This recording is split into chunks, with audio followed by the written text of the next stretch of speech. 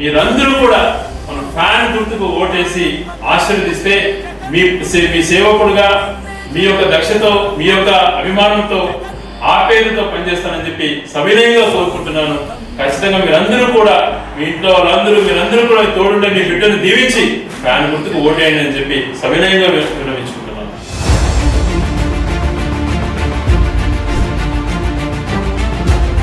పేదవాడి భవిష్యత్ మారాలి అనంటే ఆ పేదవాడి పిల్లాడు రేపొద్దున 10 సంవత్సరాలకో 15 సంవత్సరాలకో అనర్గళంగా ఇంగ్లీష్ మాట్లాడుతూ పెద్దందారుల పిల్లలతో పోటీ పడుతూ ప్రపంచంలో ఉన్న పెద్ద కంపెనీలలో ఉద్యోగాలు సంపాదించుకోవాలి అంటే ఈ జరగబోయే ఎన్నికలు అత్యంత కీలకమన్నది ప్రతి ఒక్కరూ కూడా గుర్తుపెట్టుకోండి.